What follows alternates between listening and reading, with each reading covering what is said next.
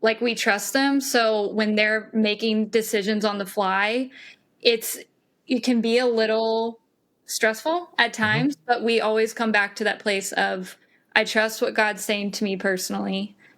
I trust what God is saying to our leaders. And so because of that, we can trust the process, which is not perfect.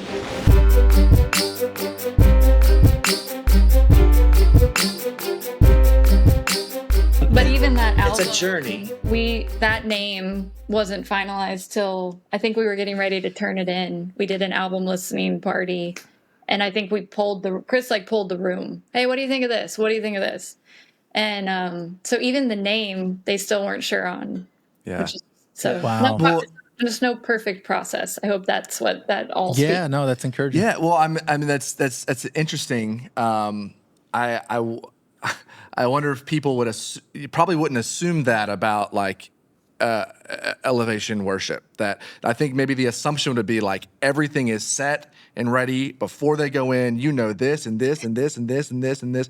But I also imagine it could be somewhat freeing for churches or even nonprofit organizations who are going to put on some type of event to know like we don't have to have all of that figured out. And Taylor, maybe on your side, because it sounds like you've probably got a hand in a lot of the background of things and kind of making sure all this stuff is set.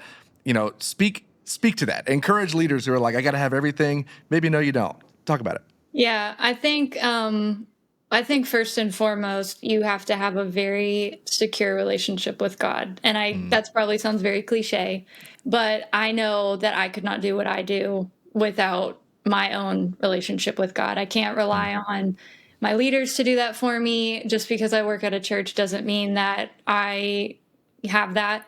I have to be pursuing that on my own. I know, like Chris says, we each have to pursue that on our own, completely separate from what we do for our jobs, for our family, everything. So I think that's the first step is if you don't have that, your own convictions, your own, foundation that you come back to, you're going to waver, right? Like you're going to wonder, you're going to doubt. And I think if you have a place to take that, which is that relationship, that really helps.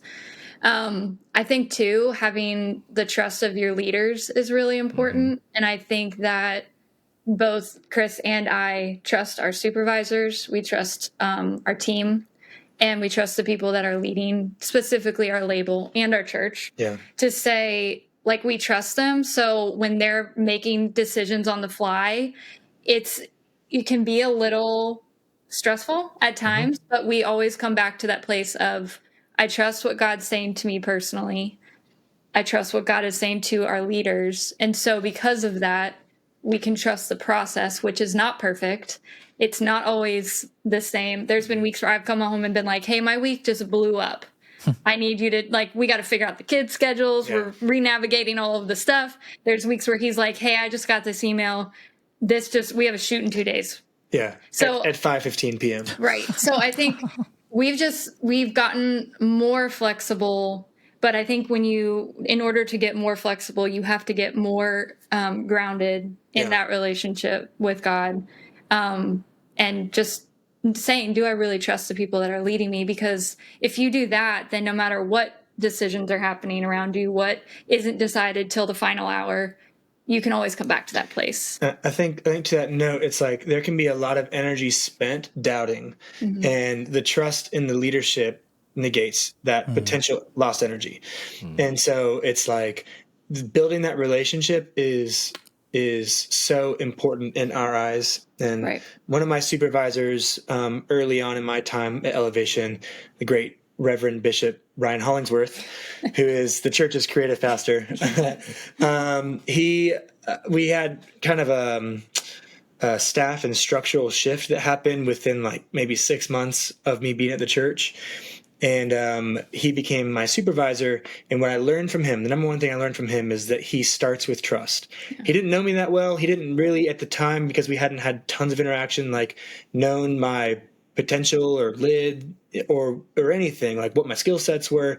But he started with trust. And it was, it was mine to lose, basically. And so it's rather than being like, hey, you're going to have to prove that you're in this, prove that I can trust you. He's like, hey, my choice is to trust you, and what you do with it from there is kind of up to you. Right. And I think that set the tone for some really formidable and amazing years working together. And we're in separate departments now, and like he's a great friend of mine, but he taught me a lot through that.